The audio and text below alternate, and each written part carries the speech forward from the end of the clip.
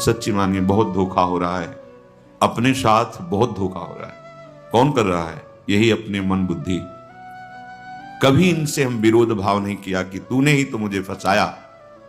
जरा सा इनके कहने में लग जाओ तो ऐसा आचरण करवा दें कि पूरे जीवन भर जलते रहो, पूरे जीवन भर सजा भोगते रहो। आप इनको समझिए, ये मन बुद्धि आपकी दुर्दशा का प्रधान कारण है। यही मन बुद्धि आपकी भागवतिक स्थिति को प्रदान करने वाले हैं। मयि एव मन आधत्स्व मयि बुद्धिम निवेश, मन मना भव मद भक्तो। यही तो ये जो शरीर राग है ये विचार के द्वारा जाता है। विचार करो, दूसरे शरीरों का नाश तुम देख रहे हो, तुम्हारे शरीर का नाश नहीं होगा क्या? शरीर के भोग में दूसरों का पतन देख रहे हो तो क्या तुम जो भोग चिंतन करते हो तुम्हारा पतन नहीं होगा? हरि गुरु बड़े कृपालु हैं। जब आप बार बार उनसे भोग प्रवृत्ति की याचना करते हैं तो जैसे मां गोद में बैठाल करके अमृत में दुग्ध पान कराना चाह रही और बच्चा खिलौनों से खेलना चाहता है तो वही मां उसे खिलौने दे, खेल, जब ऊब जाना तब रोना, फिर मैं तुझे अपनी गोद में उठा लूंगी। ऐसे ही हरि गुरु कृपालु हैं। आप बार बार वासना की मांग, कामना की मांग, तो फिर चलो खेलो, देखो खेल के, जब ऊब जाना तब फिर पुकारना, हम गोद में ले लेंगे। ये खेल ऐसा है कि जब से सृष्टि हुई तब से अभी तक हम उबे ही नहीं।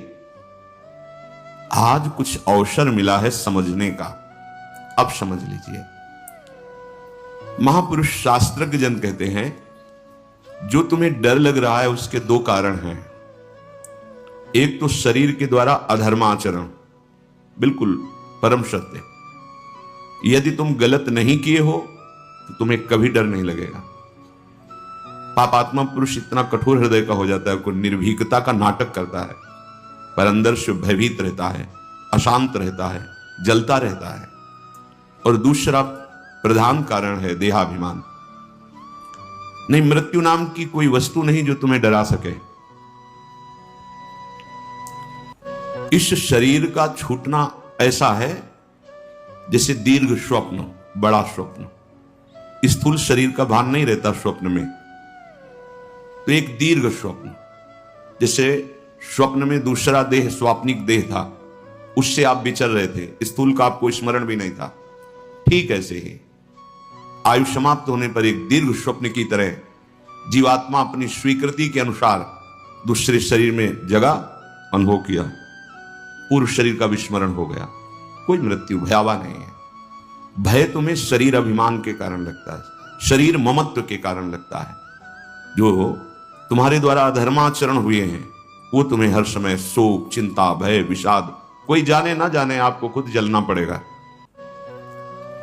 वास्तव में मृत्यु तुम्हारे लिए भयंकर है ही नहीं, क्योंकि वो तुम्हें स्पर्श कर ही नहीं सकती।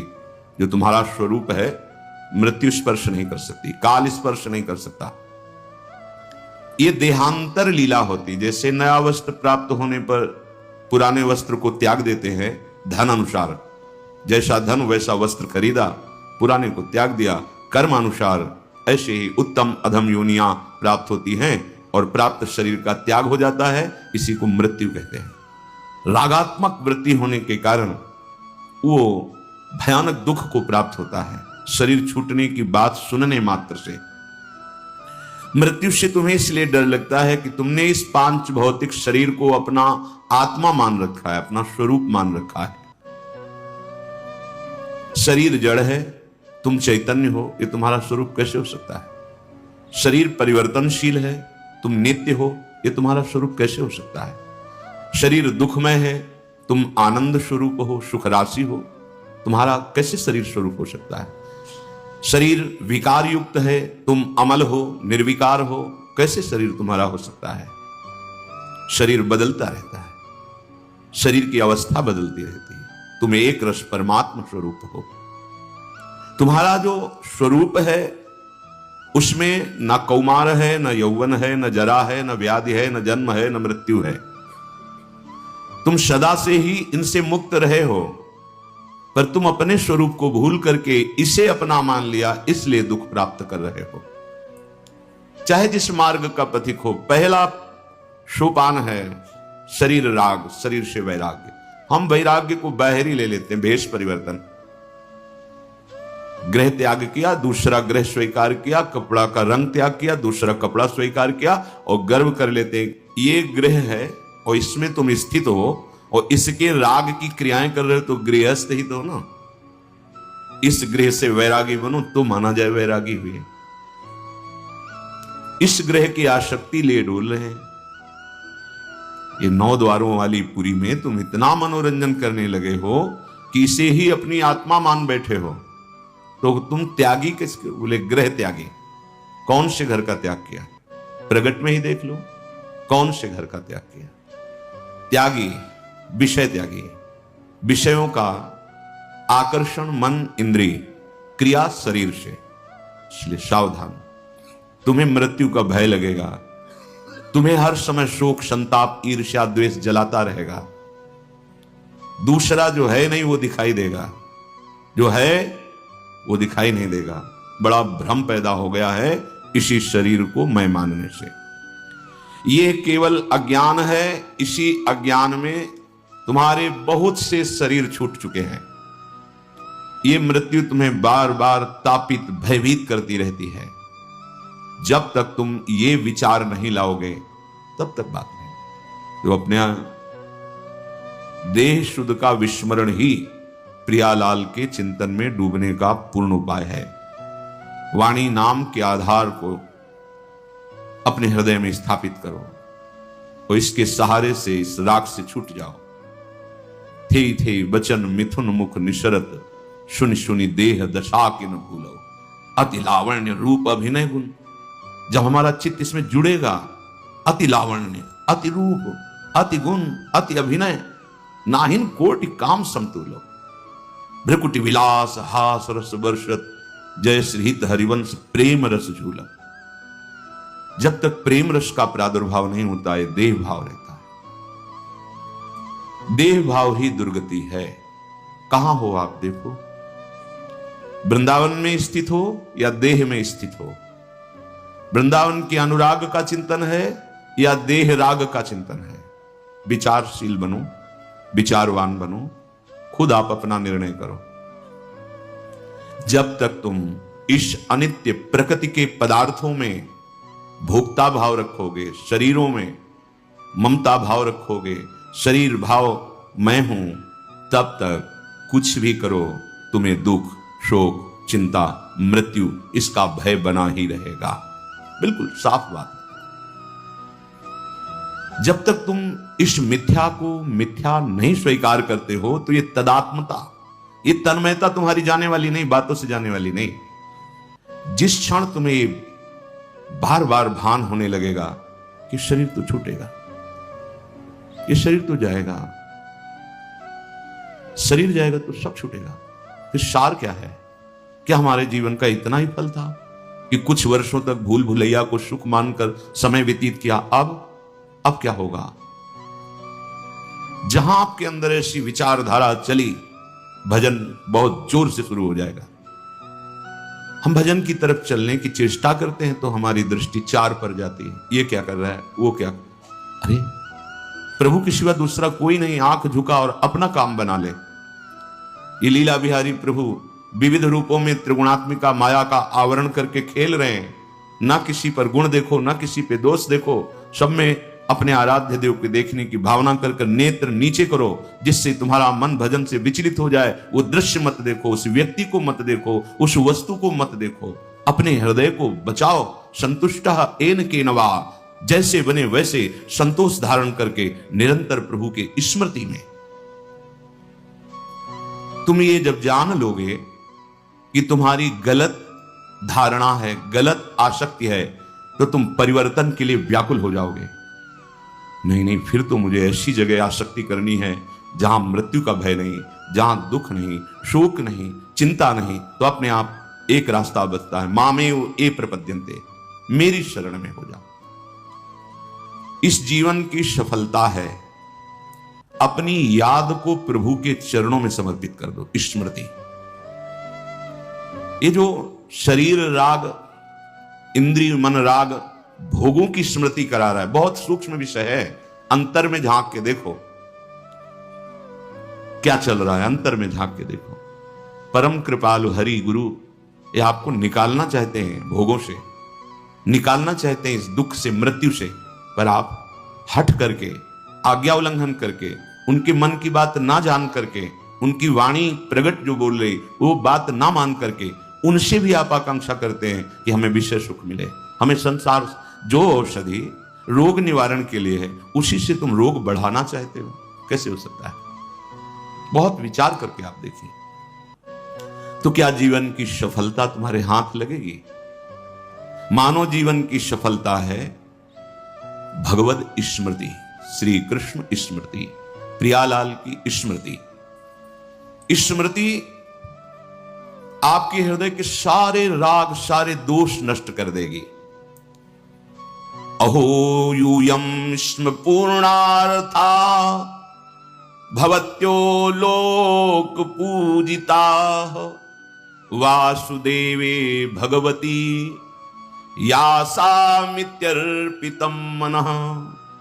श्री उद्धव जी महाराज ब्रज गोपियों के लिए कह रहे हैं, अहो आश्चर्यम भगवती वासुदेव यासाम भवती नाम मनः अंतःकरणम इति।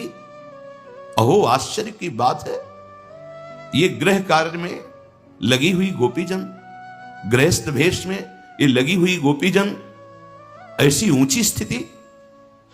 यासाम भवती नाम मनः, इनका मन वासुदेवे भगवती, प्रभु श्री कृष्ण में इस कोटि का लगा हुआ है। वाह कोई शुद्ध नहीं, यंत्रवत गृहस्थ की चेष्टाएं हो रही हैं। एवं प्रकारेण सर्वात्मना अर्पितम ताः यूयम भवत्यो गोप्यः इस्म नूनम पूर्णार्थाः कृतार्थाः। ओहो आश्चर्य की बात है, प्रभु श्री कृष्ण में ऐसा इन्होंने मन लगाया है, ऐसी गोपियों की स्थिति है कि ये पूर्ण है, ये कृतार्थ हो गई है। अपिच भवत्याः यूयम लोक पूजिता विश्व वंदिता जाताः। इनकी ऐसी स्थिति है कि सर्व लोग इनके चरणों में प्रणाम करे, पूजन करे, ये विश्व वंदनीय हो गई हैं गोपियां। क्यों? क्योंकि लघु प्रयास साध्यत्वाद भगवती मनोनिवेशनस्येति। इन्होंने कोई थोड़ा प्रयास नहीं किया होगा, बहुत इन्होंने प्रयास किया होगा, तब इस जन्म में आकर ऐसी स्थिति प्राप्त हुई कि मनोनिवेश, मन का प्रवेश हो गया श्री कृष्ण में। योगादि फल में वो भवती भी, समस्त योग साधनों का फल भी यही है कि तुम्हारा मन प्रभु की याद में डूब जाए। अहो अहो, बार बार आश्चर्य है, आश्चर्य है। बंदे नंद ब्रज स्त्री नाम पाद रेणुम अभीक्षसा यासाम हरि कथो गीतम पुनाति भुवनत्रयम। तीनों लोक पावन हो रहे इन गोपी जनों के जस में। जो वाणी से गान करती हैं, जो भूमि का स्पर्श करती हैं, सब लोक के लोक पावन हो रहे, इनकी चरण रज की वंदना है। क्यों? क्योंकि मुरारी पादार्पित चित्तवृत्ति, स्मृति में केवल श्री कृष्ण है, केवल श्री कृष्ण। एतावान योग आदिष्टो, यही सबसे बड़ा योग है। योग का स्वरूप सबसे बड़ा यही है। सर्वतो मन आकृष्य मय्यद्धा विवेश्यते यथा। सब जगह से मन को हटा लो और प्रभु श्री कृष्ण में लगा लो, प्रिया प्रीतम में। बार बार उनका नाम कीर्तन, नाम जप, उनकी लीला श्रवण, लीला गायन जैसे बने उनकी याद रहे। सबसे बड़ा योगी वही जो प्रभु के चिंतन में मगन है। शकृन मनः कृष्ण पदारविंदयोर निवेशितम तदगुण रागयैरिः न ते यमं पास भरतं च तद्भटान् स्वप्नेपि पश्यन्त्यपि चीर्ण निष्कृताः। इह संसारे यही पुरुषे तद्गुण रागितस्य भगवतः श्री कृष्णस्य गुणेषु रागोनुरागोस्ति अस्य अस्मिन्। इस संसार में जिन्होंने अपने मन को खींच करके समस्त भोग विलासिता संबंधों से श्री कृष्ण में लगा दिया, श्री कृष्ण के नाम रूप गुण लीला में लगा दिया, कोई भी दुख उन्हें व्यापेगा, कोई चिंता व्यापेगी? कदापि नहीं। कृष्ण पदारविंदयो एक बारमपि श्री कृष्ण भगवतो वासुदेवस्य पादारविंदयो चरण कमलयो निवेशितम। अगर एक बार चित्त प्रभु श्री कृष्ण के चरणारविंद में प्रवेश कर जाए, सा वै मनः कृष्ण पदारविंदयो, तो परमार्थतः तावतैव चीर्ण निष्कृताः, संपूर्ण परमार्थ के दिव्य सद्गुण उसमें प्रकाशित हो जाएं। निष्कृतम प्रायश्चित्यम, यही अब उसको किसी प्रायश्चित की जरूरत नहीं है, समस्त पाप नष्ट हो जाएंगे।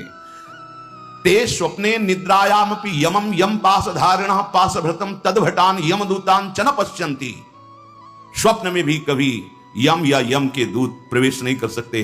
जागृत की तो बात जाने दो, कोई भी दुख शोक चिंता भय मृत्यु इनका प्रवेश नहीं होगा जिसकी याद में श्री कृष्ण है, जिसकी जिह्वा नाम जप करती है, जिसका मन प्रभु के रूप में प्रभु की लीला मनन में रहता है, उसकी वाणी कभी मिथ्या नहीं होती। न भारती मेंग मृषोपलक्ष्यते, न वै क्वचिन में मनुष्यो मृषागति, न मे हृषिकाणि पतन्य शतपथे, यन्मे हृदयोत्कंठ्यवता धृतो हरि। मेरे हृदय में निरंतर हरि स्मरण चलता रहता है, इसलिए मेरी वाणी कभी मिथ्या नहीं होती, मेरा मन कभी असत मार्ग में नहीं जाता। कस्मिन्नपि विषये मृषा मिथ्या नोपलक्ष्यते न बुध्यते। जिसको ये बोध हो गया है कि हमारे जीवन धन भगवान श्री कृष्ण है, प्रभु हैं, और उन्हीं जीवन धन की याद में रहता है, उसका मन कभी कुमार्ग में नहीं जाता, उसकी वाणी कभी मिथ्या संभाषण नहीं करती है। मे मम मनसा गति चिंता न वै मृषा रसिकाणि इंद्रियाणि असत्पथे।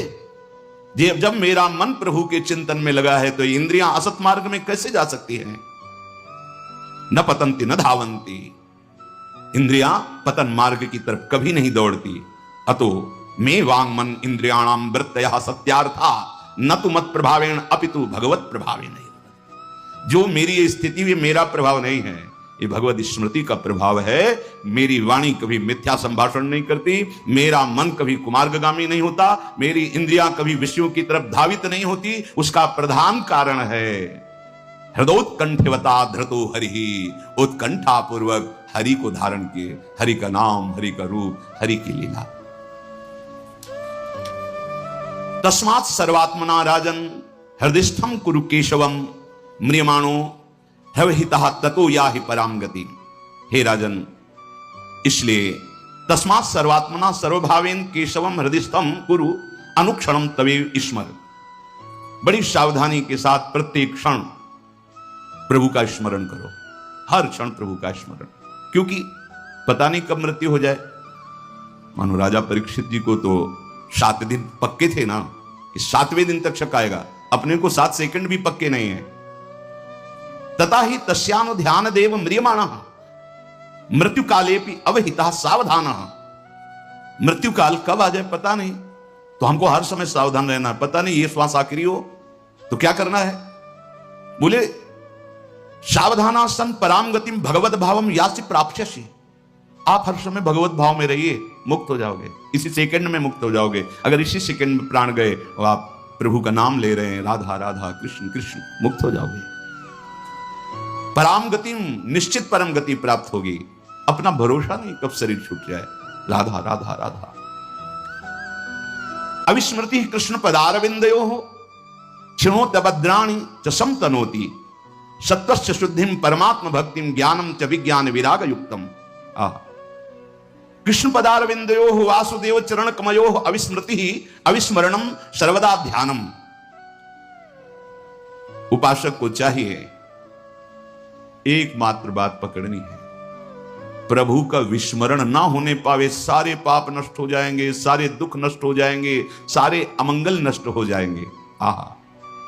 अविस्मृति अर्थात अविस्मरणम सर्वदा ध्यानम, तो अभद्राणि अमंगलानि पापानि क्षिणोति नाशयति सम मंगलम कल्याणम सत्वस्य चित्तस्य शुद्धिम परमात्मा भक्ति। ओहो, यदि तुमने नियम ले लिया है कि मैं प्रभु का विस्मरण नहीं करूंगा, हर समय स्मरण में रहूंगा, विस्मरण नहीं होने दूंगा, तो कह रहे हैं बहुत सुंदर बात, सर्वदा ध्यानम तो अभद्राणि अमंगलानि पापानि क्षिणोति नाशयति। तुम्हारे जो भाग्य का अमंगल लिखा हुआ है, दुर्भाग्य लिखा है, अकाल मृत्यु लिखी है, दुख लिखा है, विपत्ति लिखी, सब नष्ट हो जाएगी।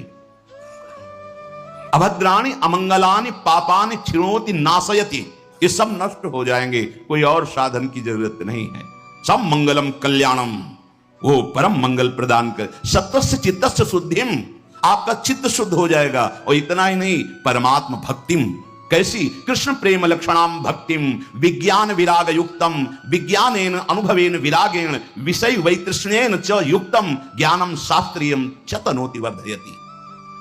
एकमात्र प्रभु की स्मृति में इतनी ताकत है, सारे पाप दुख का नाश करके, हृदय को शुद्ध करके, परमात्मा भक्ति, प्रेम लक्षणा भक्ति का ज्ञान वैराग्य युक्त प्रकट हो जाना। अद्भुत ज्ञान, अद्भुत वैराग्य, अद्भुत प्रेम। विद्या तपः प्राण निरोध मैत्री तीर्थाभिषेक व्रत दान जप्यैहि नात्यंत शुद्धिम लभतेन्तरात्मा यथा हृदस्ते भगवत्यनंते। जो हृदय में स्थित भगवान है, अनंत महिमायुक्त उन श्री हरि का स्मरण यदि आपका हो रहा है, इससे बढ़कर कुछ नहीं। विद्या तपः प्राण निरोध मैत्री भगवती अनंते श्री कृष्णे हृदयस्थे सत्यंतरात्मा यथा यद्वत् अत्यंत शुद्धिम लभते। ओहो, यदि आपके हृदय में बार बार चल रहा है राधा वल्लभ राधा वल्लभ राधा वल्लभ, राधा राधा कृष्ण कृष्ण कृष्ण, जो कह रहे हैं इससे वो अत्यंत शुद्धिम लभते, ऐसी हृदय की बहुत शीघ्र शुद्धि होगी जैसी विद्या तपः प्राण निरोध मैत्री तीर्थाभिषेक व्रतदान जप्यैहि।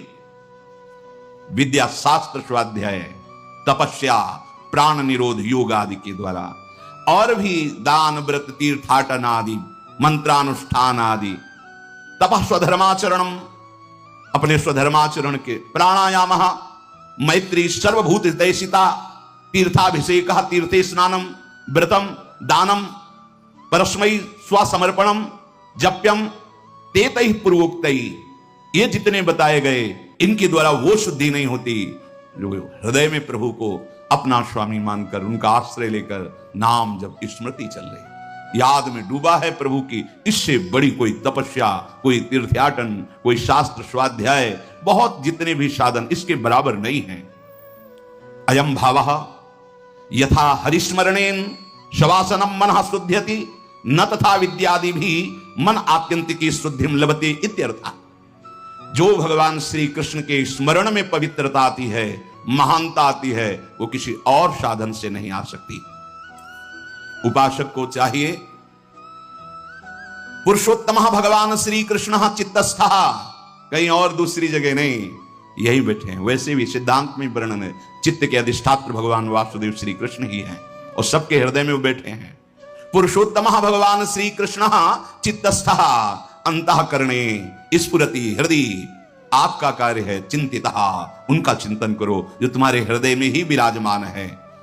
तो शनपुंसाम द्रव्य देशात्म संभावान द्रव्यम हिरण्यादि हविरादि वा देशा स्थानम आत्मा मनः तैर तैर द्रव्यादि भी संभव उत्पत्ति एसाम तेतान। जो द्रव्य दोष है, पदार्थ दोष है, स्थान दोष है, व्यक्ति दोष है, वो आप पर प्रभाव नहीं डाल पाएगा। बहुत सुंदर बात है। क्या कह रहे हैं? पुरुषोत्तम भगवान श्री कृष्णा चित्तस्था, तुम्हारे हृदय में भगवान पुरुषोत्तम विराजमान है। क्या करो? चिंतिता सनपुंसाम, अगर उनका सतत चिंतन कर रहे हो तो कोई द्रव्य, कोई देश, कोई स्थान, कोई वस्तु, कोई व्यक्ति तुम्हारे को विक्षेप नहीं पहुंचा सकता। अगर निरंतर स्मरण चल रहा है तो कोई प्रभाव नहीं डाले, शास्त्र प्रमाण।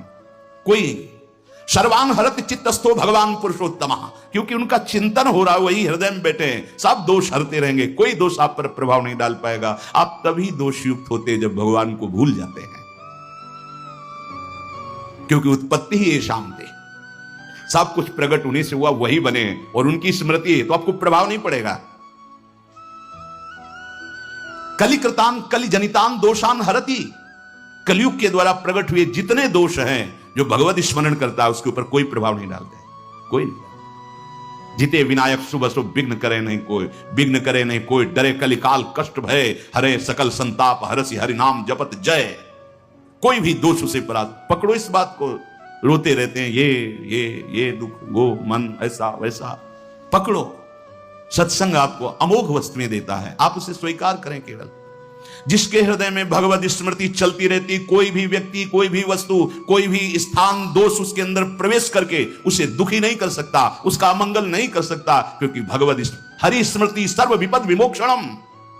कोई भी विपत्ति तुम्हारे हृदय में प्रवेश नहीं कर सकती। बाहर अपना राज्य लगाए, हृदय शीतल और आनंदित है तो कोई विपत्ति नहीं। हृदय जल रहा है, बाहर संपत्ति इकट्ठा है, क्या संपत्ति? अनेक दोषों का हरण करने वाली एक वृत्ति है प्रभु श्री कृष्ण का स्मरण, जो आपके हृदय में विराजमान है। यथा हेम स्थितो वन्य दुर्वर्णम हंति धातुजम एवं आत्मगतो विष्णुर योगिनाम अशुभाशयम। यथावन्नी हेमनिष्ठ वर्णे स्थिता धातुजम तामाद्री संश्लेष जनितम दुर्वर्णम हेमनो मालिन्यम हंति दूरी करोति। जैसे सोना आग में डाल दिया जाए तो उसका मल अग्नि नष्ट करके उसे प्रकाशित कर देती है, ऐसे ही एवं तथा आत्मगतः हृदयस्थो भगवान श्री हरि एवं योगिनाम अशुभाशयम दुर्वासनानाम हंति विनाशयति। बहुत सुंदर बात। जैसे अग्नि में पड़ने पर स्वर्ण का मल नष्ट हो जाता है और वो अपने स्वरूप को असली स्वर्ण प्रकाशित हो जाता है, ऐसे ही आप जब भगवत स्मरण करेंगे, भगवान जो हृदयस्थ श्री हरि हैं उनकी स्मृति तो अशुभाशयम दुर्वासनाम हंति विनाशयति। सारे अशुभ, सारी दुर्वासनाएं भस्म हो जाएंगी। जैसे अग्नि में पड़ने पर स्वर्ण का मल नष्ट हो जाता है, ऐसे भगवत स्मृति समस्त दोषों का नाश कर देती है। एकदम सहज सरल बात। हृदय से प्रभु की स्मृति ना छूटे, आप देख लीजिए आप कितनी ऊंचाई पर चढ़ते चले जाएंगे। सय्या सनातन नालाप क्रीड स्नानान अशनादिषु न विदु संतमात्मानम वृष्णया कृष्ण चेतसा। कृष्ण चेतसा श्री कृष्णासक्त मानसा। जो प्रभु के निज जन हैं वो कैसे होते हैं? श्री कृष्ण आसक्त मानसा, उनकी आसक्ति का विषय प्रभु होते हैं। उनकी क्या स्थिति होती है? बोले सय्यासन, यदि वो लेटे हुए हैं, सोए हुए हैं तो प्रभु में, बैठे हुए हैं तो प्रभु में, चलते हुए हैं तो वो प्रभु में, बातचीत कर रहे हैं तो वो प्रभु में, क्रीड़ा स्नानादिषु, क्रीड़ा खेल रहे हैं तो प्रभु में, स्नान आदि कर रहे हैं तो प्रभु में, उठते बैठते चलते फिरते सोते खाते पी हर समय प्रभु का चिंतन। देखो आप इसमें हो। आलापः मिथा आलापनम, कथोपकथनम। जब हम वार्ता करें तो सबसे पहले नाम लें प्रभु का, राधा राधा, फिर प्रभु संबंध से वार्ता। अगर व्यवहार की भी वार्ता है तो ध्यान रखें कि हम प्रभु की आज्ञा पालन करने के लिए व्यवहार कार्य कर रहे हैं, इसलिए उसकी वार्ता और वो कार्य भी प्रभु को समर्पित। प्रभु से एक क्षण भी लग न रहे। यदि मुक्त होना है, भगवत प्रेम प्राप्त करना है, दुर्वासना का नाश करना है, इसमें आना पड़ेगा।